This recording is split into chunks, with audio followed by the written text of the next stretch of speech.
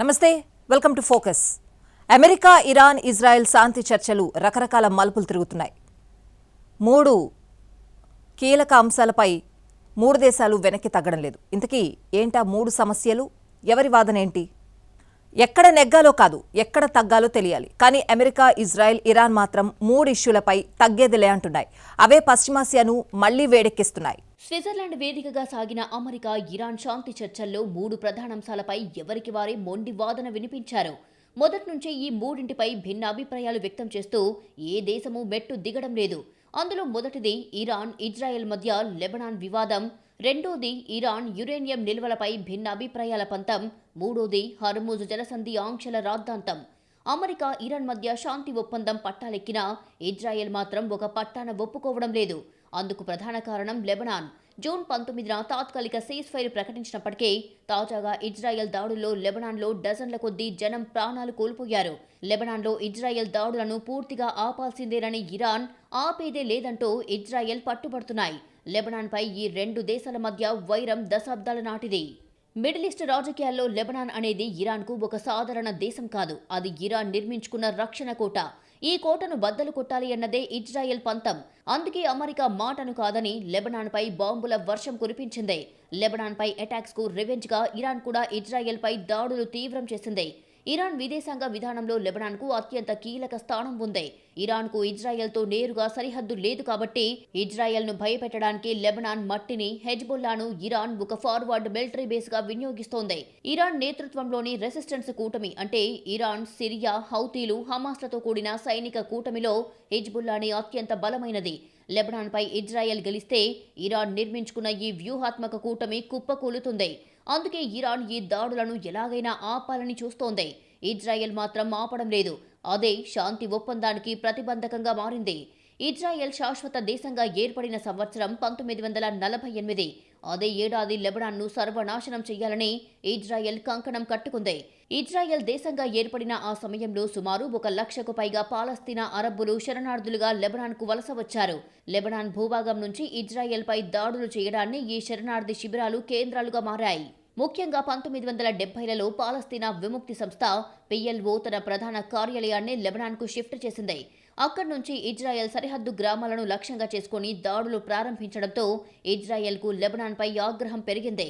PLO దాడులను అణచివేయడానికి Israel 2 సార్లు లెబనాన్పైకి సైన్యాన్ని పంపింది. 1982లో ఇజ్రాయెల్ సైన్యం ఏకంగా లెబనాన్ రాజధాని బీరూట్ వరకు దూసుకెళ్లింది. PLO నాయకులను లెబనాన్ వదిలి వెళ్లేలా చేసింది. కానీ ఈ దండయాత్ర లెబనాన్ ప్రజల్లో ఇజ్రాయెల్పై తీవ్ర ద్వేషాన్ని పెంచింది. అదే హెజ్బుల్లా అనే షియా ముస్లిం సాయుధ సంస్థ ఆవిర్భావానికి కారణమయ్యింది. పశ్చిమాసియాలో ఆధిపత్యం కోసం ఆరాటపడే ఇరాన్ ఇజ్రాయెల్ను ఎలాగైనా ఆత్మరక్షణలో పడేయాలని హిజ్బుల్లాకు అన్ని విధాలా సహకరించింది. హెజ్బుల్లాకు ఇరాన్ డబ్బు, ఆయుధాలు, శిక్షణ ఇవ్వడం ప్రారంభించింది. ఇజ్రాయెల్ను పూర్తిగా తుడిచిపెట్టడమే హిజ్బుల్లాకు ప్రధాన లక్ష్యంగా నిర్దేశించింది ఇరాన్. కేవలం ఒక సాయుధ ముఠాగా కాకుండా లెబనాన్ ప్రభుత్వంలో భాగస్వామిగా ఒక శక్తివంతమైన సైన్యంగా ఎదిగింది. లెబనాన్ అధికారిక సైన్యం కంటే హెజ్బుల్లా వద్దే ఎక్కువ అత్యాధునిక రాకెట్లు, క్షిపణులు ఉన్నాయి. 2006లో హెజ్బుల్లా ఇజ్రాయెల్ సైనికులను కిడ్నాప్ చేయడంతో ఇరు పక్షాల మధ్య 34 రోజుల పాటు భీకర యుద్ధం జరిగింది. ఈ యుద్ధంలో లెబనాన్ భారీగా నష్టపోయింది. కానీ ఇజ్రాయెల్ హెజ్బుల్లాను పూర్తిగా అణచిలేకపోయింది. లెబనాన్ను తుడిచిపెట్టడమే టార్గెట్గా పెట్టుకుంది ఇజ్రాయెల్. ఎందుకంటే ఇజ్రాయెల్ దృష్టిలో లెబనాన్ అనేది ఒక స్వతంత్ర దేశం కంటే తమను నాశనం చేయాలని చూస్తున్న ఇరాన్ చేతిలో కీలుబొమ్మ. పాలస్తీనాకు మద్దతు పలికిన ఇరాన్ లెబనాన్ భుజాలపై తుపాకీ పెట్టి ఇజ్రాయెల్ను గురిపెట్టింది. గాజాలో హమాస్కు మద్దతుగా హిజ్బుల్లా ఇజ్రాయెల్పై వేలాది రాకెట్లను ప్రయోగించింది. దీనివల్ల ఇజ్రాయెల్ ఉత్తర సరిహద్దుల్లో దాదాపు వేలాది మంది పౌరులు ఇళ్లు వదిలి పారిపోవలసి వచ్చింది. తమ పౌరుల్ని రక్షించుకోవడానికే హెజ్బుల్లాను సరిహద్దుల నుంచి వెనక్కి నెట్టడానికే లెబనాన్పై వైమానిక, భూతల దాడులను తీవ్రం చేసింది ఇజ్రాయెల్. ఇజ్రాయెల్కు లెబనాన్ అనే దేశంపై కంటే ఆ దేశ భూభాగం నుంచి తమ ఉనికికే ప్రమాదంగా మారిన హెజ్బుల్లా దాని వెనక ఉండి నడిపిస్తున్న ఇరాన్పైనే అసలైన పగ. లెబనాన్ ప్రభుత్వం బలహీనంగా ఉండటం వల్ల హెజ్బుల్లాను నియంత్రించలేకపోతోంది. ఫలితంగా రెండు దేశాల మధ్య శాంతి అనేది ఇప్పటికీ ఒక అగమ్య గోచరమైన ప్రశ్నగానే మిగిలిపోయింది. ఇరాన్, లెబనాన్ మధ్య సామాజిక సంబంధాలు కేవలం రాజకీయాలకే పరిమితం కాలేదు. అవి మతపరమైన భావోద్వేగాలతో ముడిపడి ఉన్నాయి. లెబనాన్ జనాభాలో షియా ముస్లింలు ఒక ప్రధాన భాగం. ఇరాన్ దశాబ్దాలుగా లెబనాన్లోని షియా సమాజానికి మద్దతుగా నిలుస్తోంది. లెబనాన్ దక్షిణ ప్రాంతంలో ఇరాన్ డబ్బుతో అనేక పాఠశాలలు, ఆసుపత్రులు, అనాథ శరణాలయాలు నడుస్తున్నాయి. లెబనాన్ ప్రజల్లో ఇరాన్ పట్ల సానుకూలత పెంచడానికి ఈ సామాజిక నెట్వర్క్ ఉపయోగపడింది. ఇప్పుడు ఇజ్రాయెల్ బాంబుల దాడిలో ఈ సామాజిక వ్యవస్థంతా చిన్నాభిన్నమవుతోంది. ఆర్థికంగా లెబనాన్ తీవ్ర సంక్షోభంలో ఉన్న దేశం. కానీ ఇరాన్ దానికి లైఫ్ సపోర్ట్లా పనిచేస్తోంది. అంతర్జాతీయ సంస్థల నివేదికల ప్రకారం ఇరాన్ ప్రతి ఏటా హిజ్బుల్లాకు సుమారు $700 మిలియన్ అంటే సుమారు 6,000 కోట్లకు పైగా ఆర్థిక సాయం అందిస్తోంది. లెబనాన్లో విద్యుత్ సంక్షోభం ఏర్పడినప్పుడు ఇరాన్ ఉచితంగా చమురు ట్యాంకర్లను పంపింది. ఇటీవలే ఇరు దేశాల మధ్య ద్వైపాక్షిక వాణిజ్యాన్ని పెంచుకోవడానికి చర్చలు కూడా జరిగాయి. లెబనాన్ నాశనమైతే అక్కడ ఇరాన్ పెట్టిన బిలియన్ల కొద్దీ డాలర్ల పెట్టుబడి నిధులు బూడిదలో పోసిన పన్నీరవుతుంది. లెబనాన్లో హిజ్బుల్లా బలహీనపడితే ఇజ్రాయెల్ సైన్యం నేరుగా ఇరాన్ సరిహద్దుల వైపు అంటే సిరియా మీదుగా దూసుకెళ్లగలదు. లెబనాన్లోని ఇతర రాజకీయ పక్షాలు హిజ్బుల్లాను నిరాయుధులను చేయాలని ఒత్తిడి తెస్తున్నాయి. ఇదే జరిగితే లెబనాన్పై ఇరాన్ పూర్తిగా పట్టు కోల్పోతుంది. అందుకే రాజకీయంగా, సామాజికంగా, వ్యూహాత్మకంగా లెబనాన్లో హిజ్బుల్లా బలంగా ఉండటం ఇరాన్కు అవసరం. శాంతి ఒప్పందంలో లెబనాన్పై దాడులు ఆపాలని అమెరికాకు స్పష్టం చేయడమే కాదు, ఒప్పించింది కూడా అందుకే. కానీ ఇజ్రాయెల్ మాత్రం ఒప్పుకోవడం లేదు. అందుకే వార్ మళ్లీ గేర్ మారింది. తనకు ముప్పుగా మారిన లెబనాన్లు తుడిచిపెట్టేయాలని ఇజ్రాయెల్ పట్టుబడుతుంటే ఇరాన్ను లొంగదీసుకోవాలి అన్నది ట్రంప్ ఆరాటం. నెతన్యాహు మాత్రం అమెరికా మాటను పక్కనబెట్టి సొంత నిర్ణయాలతో దూకుడు ప్రదర్శిస్తున్నారు. ఇరాన్ అణు సామర్థ్యాన్ని, మిలిటరీని పూర్తిగా నాశనం చేసే వరకు యుద్ధం ఆగకూడదని నెతన్యాహు వాదన. ట్రంప్ చెప్పినంత మాత్రాన తమ దేశ భద్రతనే పణంగా పెట్టాలా అని బెంజమిన్ నెతన్యాహు పంతం. యురేనియం పశ్చిమాసియా పీస్ డీల్కు ఆటంకమైన మరో ఇష్యూ. ఇరాన్ భూభాగంలో పోగుపడిన అణుబాంబు స్థాయి యురేనియం నిల్వలను ఏం చేయాలి? ఈ ఒక్క ప్రశ్న ఇప్పుడు వాషింగ్టన్ నుంచి టెహ్రాన్ దాకా, టెహ్రాన్ నుంచి టెల్ అవీవ్ దాకా మొండిపట్టుకు కారణమైంది. అసలు ఇరాన్ దగ్గర ఎంత యురేనియం ఉంది? అమెరికా డిమాండ్ ఏంటి? ఇరాన్ ఎందుకంత మొండిగా వ్యవహరిస్తోంది? ఇరాన్తో కుదిరిన తాత్కాలిక 60 రోజుల గడువు ఒప్పందంలో అత్యంత కీలకమైన అంశం అణు కార్యక్రమం. ఇరాన్ ప్రస్తుతం తన భూగర్భ అణు కేంద్రాలైన నతాంజ్, ఫోర్డోలలో 60% స్వచ్ఛతతో యురేనియంను శుద్ధి చేసి పెట్టుకుంది. సాధారణంగా విద్యుత్ ఉత్పత్తికి 3 నుంచి 5% శుద్ధి చేసిన యురేనియం సరిపోతుంది. కానీ 60% చేరిందంటే అది అణుబాంబులకు అవసరమైన 90% స్వచ్ఛతకు అత్యంత చేరువైనట్టే లెక్క. International atomic energy agency latest reports ప్రకారం ఇరాన్ అనుకుంటే కేవలం కొద్ది వారాల్లోనే కనీసం 3 నుంచి 4 అణుబాంబులకు సరిపడా 90% యురేనియంను రెడీ చేసుకోగలదు. ఇదే ఇప్పుడు అమెరికాను, ముఖ్యంగా ఇరాన్ బద్ధ శత్రువు ఇజ్రాయెల్ను వణికిస్తోంది. ఈ నిల్వలను ఇలాగే ఉంచితే శాంతి ఒప్పందం అనేది కేవలం కాగితాలకే పరిమితం అవుతుంది అన్నది వాషింగ్టన్ వాదన. ఇరాన్ తన దగ్గరున్న హైలీ ఎన్రిచ్డ్ యురేనియం నిల్వలన్నిటినీ దేశం దాటించాలి. శాంతి ఒప్పందంపై తుది సంతకానికి అమెరికా పెట్టిన మొదటి కండిషన్ ఇది. ఈ నిల్వలను రష్యాకో లేదా ఓ తటస్థ దేశానికో తరలించి అక్కడ భద్రపరచాలి. ఇరాన్ భూభాగంలో ఆయుధ స్థాయికి దగ్గరగా ఉన్న 1 గ్రాము యురేనియం కూడా ఉండటానికి వీల్లేదన్నది అమెరికా ఆర్గ్యుమెంట్. యురేనియం ఇరాన్ చేతుల్లో లేనప్పుడే మిడిల్ ఈస్టులో ఇజ్రాయెల్పై దాడుల భయం తగ్గుతుందని, అప్పుడే ఇరాన్పై ఉన్న ఆర్థిక ఆంక్షలను శాశ్వతంగా ఎత్తివేస్తామని అమెరికా స్పష్టం చేస్తోంది. యురేనియం నిల్వలపై అమెరికా డిమాండ్ను తీవ్రంగా వ్యతిరేకిస్తోంది ఇరాన్. తమ సార్వభౌమత్వాన్ని పణంగా పెట్టి యురేనియంను దేశం దాటించే ప్రసక్తే లేదని టెహ్రాన్ తేల్చి చెప్పింది. అయితే చర్చలు విఫలం కాకుండా ఉండటానికి ఇరాన్ ఒక కొత్త ప్రతిపాదనను తెరపైకి తెచ్చింది. అదే డౌన్ బ్లెండింగ్. దీని ప్రకారం ఇరాన్ యురేనియంను దేశం దాటించదు. కావాలంటే దాని గాఢతను 60% నుంచి పౌర అవసరాలకు వాడే 5%కి తగ్గించేస్తాం, అంటే డైల్యూట్ చేస్తామన్నది ఇరాన్ వాదన. ఇదంతా IAEA అధికారుల ముందే చేస్తామని కూడా ఇరాన్ చెబుతోంది. ఇక్కడే ఇరాన్ నక్కజిత్తులను అమెరికా న్యూక్లియర్ ఎక్స్పర్ట్స్ తప్పుపడుతున్నారు. యురేనియంను ఒకసారి 60%కి శుద్ధి చేసే సాంకేతికత ఇరాన్ దగ్గర ఎప్పుడో ఉంది. ఇప్పుడు దాన్ని డైల్యూట్ చేసినా రేపొద్దున ఒప్పందం ముగిశాక లేదా అమెరికా మాట తప్పితే కేవలం కొద్ది రోజుల్లోనే ఆ నిల్వలను మళ్లీ 60% నుంచి 90%కి ఇరాన్ మార్చగలదు. అంటే ఇరాన్ దగ్గర అణు సామర్థ్యం అలాగే ఉంటుంది. అందుకే ఈ డౌన్ బ్లెండ్ ఫార్ములాకు అమెరికా నో చెప్పింది. ఇక ఇజ్రాయెల్ వాదన మరోలా ఉంది. ఇరాన్ భూభాగంలో యురేనియం డైల్యూషన్ ప్రతిపాదనకు అమెరికా ఒప్పుకుంటే తాము మాత్రం ఒప్పుకోమని, ఇరాన్ అణు కేంద్రాలపై నేరుగా సైనిక దాడులు చేస్తామని ఇజ్రాయెల్ ప్రధాని బెంజమిన్ నెతన్యాహు వార్నింగ్ ఇవ్వడం చర్చల వాతావరణాన్ని దెబ్బతీసింది. ముందు యురేనియం తరలింపుపై స్పష్టత ఇస్తేనే మీ బిలియన్ల కొద్ది స్తంభింపజేసిన నిధులు విడుదల చేస్తామని అమెరికా ముండికేయడం, నిధులు విడుదల చేయకుండా 1 అంగుళం కూడా తగ్గేది లేదని ఇరాన్ పట్టుబట్టడం పీస్ డీల్కు శాపంగా మారింది. ప్రపంచ శాంతి అనే పదాన్ని అగ్రరాజ్యం అమెరికా తన అవసరాలకు అనుగుణంగా వాడుకుంటుంది. గత చరిత్రను చూస్తే ఈ విషయం ఇట్టే అర్థమైపోతుంది. ఇప్పుడు ఇరాన్ విషయంలో నానా రచ్చ చేస్తోంది అగ్రరాజ్యం. అయితే 58 ఏళ్ల క్రితం అంటే 1967 నవంబర్లో టెహ్రాన్కు తొలి న్యూక్లియర్ రియాక్టర్ను పువ్వుల్లో పెట్టి పంపింది. న్యూక్లియర్ టెక్నాలజీ అనగానే అందరికీ అణుబాంబులే గుర్తుకు వస్తాయి. కానీ దీనితో మానవాళికి చాలా రకాలుగా మేలు కూడా చేయొచ్చు. అణు ఇంధనం ఉత్పత్తికి, ఔషధ, వ్యవసాయ, పారిశ్రామిక ఉత్పత్తుల తయారీకి ఈ సాంకేతికతను వాడుకోవచ్చు. ఈ ఐడియానే 1953లో అమెరికా అధ్యక్షుడైన డ్వైట్ డి ఐసెన్హోవర్కు వచ్చింది. అణు విద్యుత్ ప్లాంట్ల ఏర్పాటు కోసం అమెరికా మిత్ర దేశాలకు సాయం చేసేందుకు ఆటమ్స్ ఫర్ పీస్ అనే కార్యక్రమాన్ని ఆయన ప్రకటించారు. ఆ సమయానికి పశ్చిమాసియా ప్రాంతంలో అమెరికాకు అత్యంత నమ్మకమైన దేశాలు రెండే. అవే ఇరాన్, ఇజ్రాయెల్. ఇరాన్, ఇజ్రాయెల్ మధ్య కూడా బలమైన దోస్తీ అప్పట్లో ఉండేది. శాంతియుత అవసరాలకే న్యూక్లియర్ టెక్నాలజీని వినియోగిస్తాము అనే ఒప్పందంపై సంతకం చేసే మిత్ర దేశాలకు దాన్ని అందించడం అమెరికా మొదలుపెట్టింది. ఈ కీలక ఒప్పందంపై 1955లోనే సంతకం చేసిన తొలి 2 దేశాలు టర్కీ, తుర్కియే, ఇజ్రాయెల్.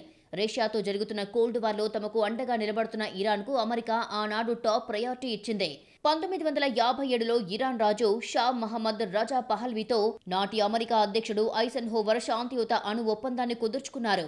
అణు ఇంధనాన్ని తయారు చేసినట్టే అణ్వస్త్రాలను కూడా తయారు చేసుకుంటామని ఇరాన్ రాజు పహల్వీ తెలిపారు. తమ అణు కార్యక్రమం గురించి ఇతర దేశాలు మాట్లాడ్డాన్ని ఇరాన్ సార్వభౌమత్వానికి భంగం కలిగించినట్లుగా పరిగణిస్తామన్నారు. ఈ వ్యాఖ్యల తర్వాత ఇరాన్, అమెరికాల మధ్య గ్యాప్ పెరిగిపోయింది. ఈ విషయాన్ని అర్థం చేసుకున్న ఇరాన్ రాజు పహల్వే న్యూక్లియర్ రియాక్టర్ల తయారీ కోసం జర్మనీని, ముడి యురేనియం సప్లై కోసం దక్షిణాఫ్రికాను సంప్రదించారు. ఈ నేపథ్యంలో 1978లో నాటి అమెరికా అధ్యక్షుడు జిమ్మీ కార్టర్ కీలక నిర్ణయం తీసుకున్నారు. అమెరికా నుంచి 8 న్యూక్లియర్ రియాక్టర్ల కొనుగోలుకు ఇరాన్ గతంలో కుదుర్చుకున్న ఒప్పందాన్ని పునఃసమీక్షిస్తామని ప్రకటించారు.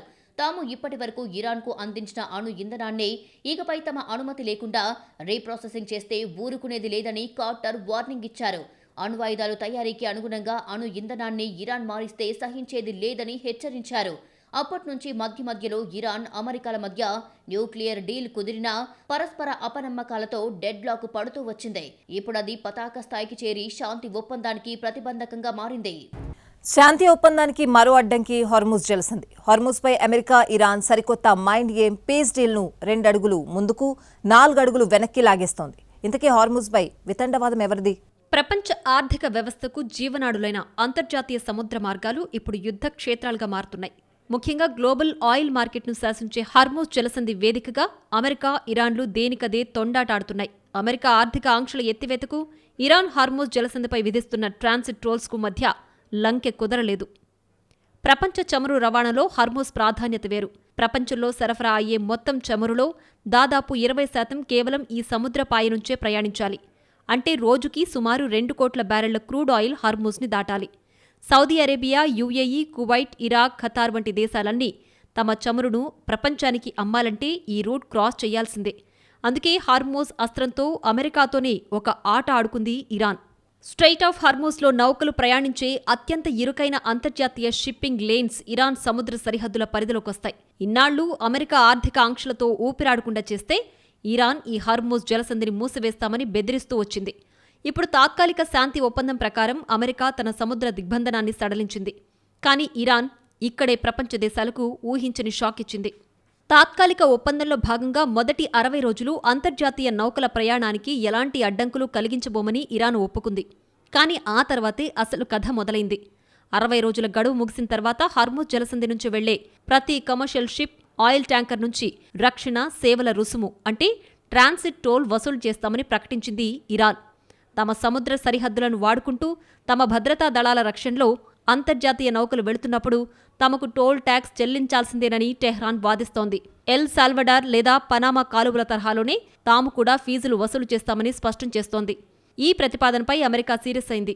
అంతర్జాతీయ సముద్ర చట్టాల ప్రకారం ఓపెన్ స్ట్రెయిట్లో ఉచిత రవాణా హక్కు అందరికీ ఉంటుందని ఇరాన్ చేస్తోంది ముమ్మాటికి లీగల్ ఎక్స్టార్షన్ అంటే చట్టబద్ధమైన దోపిడీ అని వాషింగ్టన్ కొట్టిపారేసింది. హార్ముజ్పై అమెరికా, ఇరాన్ మైండ్ గేమ్ ఉద్రిక్తతలను పెంచింది. ఇరాన్ తన చమురును అంతర్జాతీయ మార్కెట్లో అమ్ముకోవడానికి తాము గ్రీన్ సిగ్నల్ ఇచ్చామంటోంది అమెరికా. గ్లోబల్ బ్యాంకింగ్ సిస్టంపై ఆంక్షలను పాక్షికంగా సడలించామని వెల్లడించింది.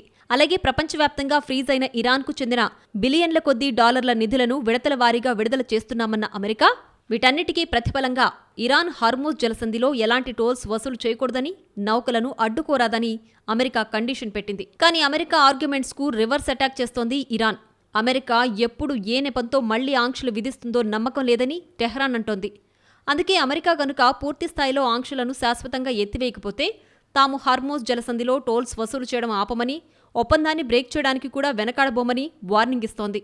ఒకవేళ ఇరాన్ కనుక ఏకపక్షంగా టోల్స్ వసూలు చేయడం ప్రారంభిస్తే తాత్కాలిక ఒప్పందం ప్రకారం ఇచ్చిన సడలింపులను తక్షణమే రద్దు చేసి మరింత కఠినమైన స్నాప్ బ్యాక్ ఆంక్షలను విధిస్తామని అమెరికా హెచ్చరించింది. అంటే ఇరాన్ ఆర్థిక వ్యవస్థ మళ్లీ సంక్షోభంలో పడుతుంది. హార్మూజ్ జలసంధిలో గందరగోళం నెలకొంటే అంతర్జాతీయ షిప్పింగ్ కంపెనీల ఇన్సూరెన్స్ ప్రీమియంలు విపరీతంగా పెరుగుతాయి. ఇది నేరుగా ప్రపంచవ్యాప్తంగా చమురు ధరల పెరుగుదలకు, ద్రవ్యోల్బణానికి దారితీస్తుంది. మొత్తంగా చూస్తే హార్మూజ్ జలసంధి వివాదం అనేది కేవలం ఒక సముద్ర మార్గానికి సంబంధించిన అంశం కాదు. ఇది అంతర్జాతీయంగా అమెరికా పెత్తనానికి, ఇరాన్ భౌగోళిక వ్యూహానికి మధ్య సుదీర్ఘ పోరాటం. అమెరికా తన ఆర్థిక ఆంక్షల అస్త్రాన్ని పూర్తిగా వదులుకోవడానికి సిద్ధంగా లేదు. అటు ఇరాన్ తన చేతిలో ఉన్న హార్మూజ్ జలసంధి అనే బ్రహ్మాస్త్రాన్ని వదులుకోవడానికి ఇష్టపడడం లేదు. ఈ డాలర్ వర్సెస్ ఆయిల్ వార్ శాంతి వైపు అడుగులు పూర్తిస్థాయిలో పడకుండా అడ్డుకుంటోంది. ఇలా లెబనాన్పై దాడుల రగడ, యురేనియం నిల్వల తరలింపు గొడవ, మరోవైపు హార్మూజ్పై పంతం మళ్లీ పశ్చిమాసియాను ఉడికిస్తున్నాయి. లెబనాన్పై ఇజ్రాయెల్ దాడులు ఆపాలంటున్న ట్రంప్ అదే సమయంలో లెబనాన్లో తన ప్రాక్సీలైన హెజ్బొల్లాను ఇరాన్ ఆపాలని వార్నింగ్ ఇచ్చారు. ఆపరేషన్ ఎపిక్ ఫ్యూరీతో 2026 ఫిబ్రవరి 28న అమెరికా, ఇజ్రాయెల్ దళాలు సంయుక్తంగా ఇరాన్పై భారీ వైమానిక దాడులు జరిపాయి. మొదటి రోజే ఇరాన్ సుప్రీం లీడర్ అలీ ఖమేనీతో పాటు పలువురు అగ్రశ్రేణి నాయకులు హతమయ్యారు. దీనికి బదులుగా ఇరాన్ వందలాది బాలిస్టిక్ మిసైళ్లు, డ్రోన్లతో ఇజ్రాయెల్తో పాటు అమెరికా స్థావరాలున్న గల్ఫ్ దేశాలపై ఎదురు దాడులు చేసింది. అప్పట్నుంచి రకరకాల మలుపులు తిరుగుతున్న యుద్ధం ఇప్పుడు స్విట్జర్లాండ్ వేదికగా శాంతి ఒప్పందం అనే సర్కిల్లో నిలబడింది. యురేనియం, లెబనాన్, హార్మూజ్పై ఎవరికి వారు వితండవాదం ఆపడం లేదు. అదే పశ్చిమాసియా గుండెల్లో నిత్యం అలజడి రేపుతోంది.